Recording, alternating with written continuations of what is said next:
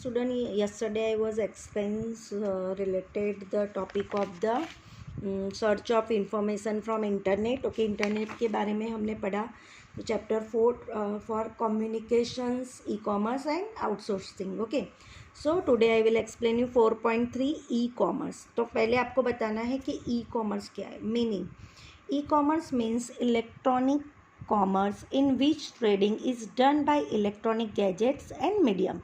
तो e commerce का means क्या है? Electronic commerce. क्या बोलते हैं उसको? Electronic commerce. Okay, done by trading मतलब उसका एक ट्रेडिंग होता है जो इलेक्ट्रॉनिक कॉमर्स के थ्रू होता है. ट्रेडिंग मतलब सेलिंग एंड परचेज, जो किससे होता है? इलेक्ट्रॉनिक थ्रू होता है. ओके, तो उसके और किसके थ्रू मतलब इलेक्ट्रॉनिक कॉमर्स होता है तो वो ठीक है, पर किसके माध्यम से होता है? तो गैजेट्स एंड मीडियम. कौन सा उसमें जो गैजेट्स यूज़ होता है, जैसे कंप्यूटर है, मोबाइल है, इंटरनेट है, कौन से मीडियम थ्रू हम करते हैं, तो वो यहाँ पे आपको बताना है. All the processes of this e commerce such as purchase, selling, advertisement and comparison with other products, transfer of money, etc. are made by electronic gadgets. Media like internet, computer, network, email service, bank, credit card, debit card and used for all the training. Okay, तो यहाँ पे all the processing जो e commerce में होती है, तो एक होता है परचेस और सेलिंग. और परचेस और सेलिंग करने के लिए आप कौन सी चीज़ का यूज़ करते हो? जैसे आपको पहले कोई भी चीज़ ई कॉमर्स थ्रू करनी होती है तो वो एडवर्टाइजमेंट होता है. एडवर्टाइजमेंट थ्रू हो सकती है. कंपैरिजन मतलब आप कभी भी इंटरनेट के थ्रू, जैसे कोई भी चीज़ अभी तो इतना इजीली हो गया है कि आप घर बैठे भी अपनी सारा बिजनेस कर सकते हो. ऐसा ज़रूरी नहीं कि आपको बाहर बाहर जा सकते हो. तो ई कॉमर्स तो मतलब घर बैठे आप अपना ऑनलाइन बिजनेस भी कर सकते हो और वो इजीली है. और इजी आप अपने कस्टमर को भी इजी है और आपको भी बहुत इजीली है. तो जैसे अमेज़न है, फ्लिपकार्ट है, मंत्रा है, बहुत सारी ऐसी माध्यम है, मीडियम है, तो जिसके थ्रू आप अपना बिजनेस कर सकते हो और कस्टमर को आप इजीली कस्टमर इजीली उसको कंपैरिजन करके वो प्रोडक्ट खरीद सकती है. मतलब ऐसा माध्यम है जैसे आप ऑनलाइन उसका बिजनेस भी कर सकते हो और परचेसिंग भी कर सकते हो. ओके, तो यहाँ पे कंपैरिजन भी आप प्रोडक्ट की कर सकते हो. ट्रांसफ़र ऑफ मनी मतलब मनी ट्रांसफ़र करने में भी कोई भी प्रॉब्लम नहीं होता है, वो ईजीली हो सकता है made by the electronic gadgets के through. Media like internet, computer network, email service मतलब आप email service through computer network के थ्रू कर सकते हो. आप क्रेडिट कार्ड, डेबिट कार्ड का भी यूज़ करके ट्रेडिंग कर सकते हो. Okay, buying, selling, delivery of goods and payment of money by professional units have become easier due to e-commerce. Also, time and expenditure of customers for buying have been reduced. Thus, there are many advantages of e-commerce. Okay, तो यहाँ पे जब भी आप buying और selling का goods का जब होता है, जब पेमेंट्स का होता है, प्रोफेशनल यूनिट्स बिकम ईजियर हो गए. ई कॉमर्स के थ्रू आपको परचेज करना, सेलिंग करना, डिलीवरी करना माल का, मनी का जो होती मनी बाय प्रोफेशनल यूनिट्स के थ्रू, तो वो आपके लिए बहुत ई कॉमर्स के थ्रू एकदम ईजीली हो गया है. आप इजीली अपनी डिलीवरी कर सकते हो गुड्स का, सेलिंग और बाइंग भी इजीली कर सकते हो. पेमेंट का मोड भी आप इजीली यहाँ पे कर सकते हो. ओके, इसके बहुत सारे एडवांटेजेस भी हैं. Thus there are many advantages of e commerce. The whole process of buying selling has become easier and faster in comparison of the system of traditional की कंपैरिजन में ये बहुत इजीली है. बाइंग और सेलिंग का आपको इजी भी पड़ता है, फास्टर भी है. कंपैरिजन जो पहले के ज़माने में था ट्रेडिशनल के कंपैरिजन में, जैसे शॉपकीपर है, शॉप पे बैठा है, फिर वो कस्टमर आके ले जाता है, तो कस्टमर को वहाँ पे जाना पड़ता है. तो अभी अगर वो इंटरनेट के थ्रू मतलब ई कॉमर्स के थ्रू उसको कुछ भी ख़रीदना होता है तो उसके लिए बहुत ईजी हो गया है. उसको घर बैठे अपनी सारी चीज़ें भी मिल सकती है, कंपैरिजन भी कर सकता है और ईजीली वो अपनी मनचाही प्रोडक्ट भी खरीद सकती है. Okay, so due to e-commerce, business can be done at any time and place with the help of e commerce. मतलब जब भी ई कॉमर्स के थ्रू जब भी बिजनेस करना होता है तो आप कोई भी टाइम पे कर सकते हो, एनी प्लेस पे भी कर सकते हो। ई कॉमर्स आपको बहुत सारी उसमें हेल्प करती है। Many activities such as marketing processes, distributions, phone, post and printing work are reduced because of internet.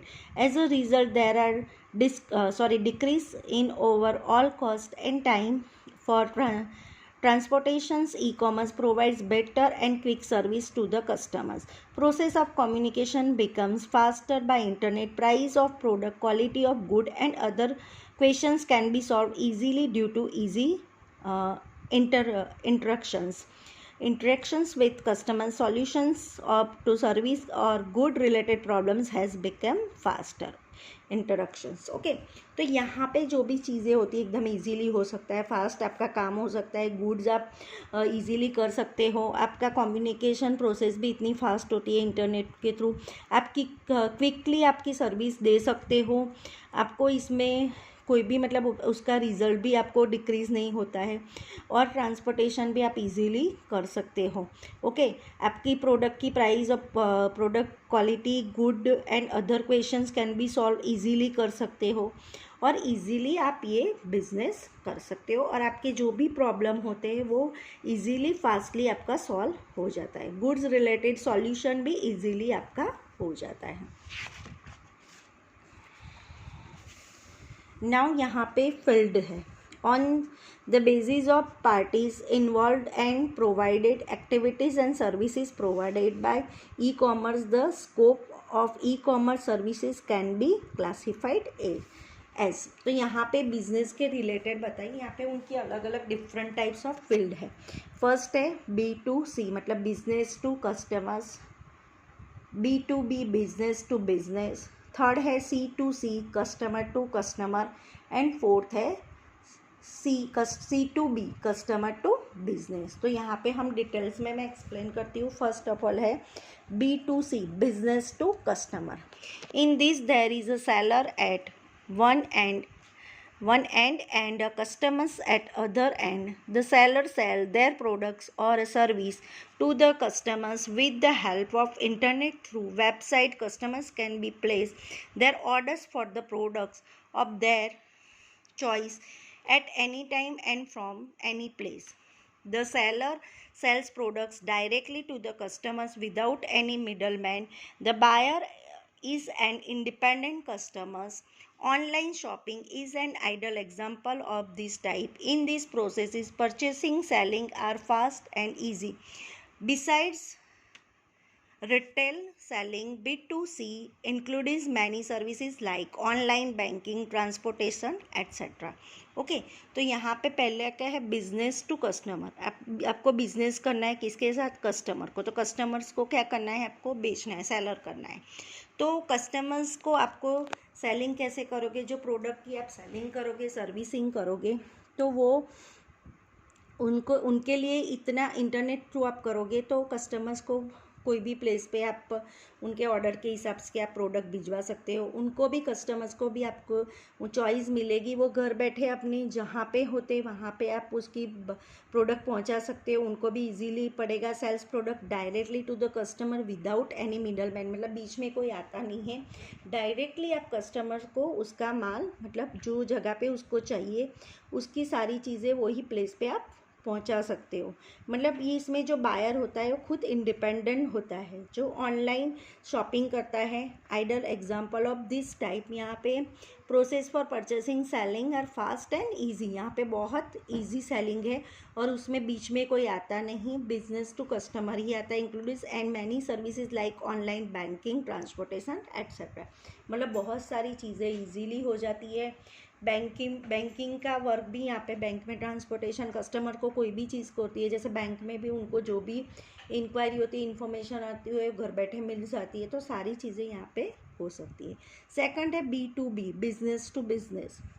In this both the parties are professionals and traders. In today's competitive world, business units have become independent. Okay, B2B trading makes interdependency easy and effective. It establishes a relationship with suppliers, distributor or the middleman. competence can to achieve due to transparency among the professionals. The competence of daily business activities like management of supplies, management of stock list, management of payment, etc. in increase with the help of B2B.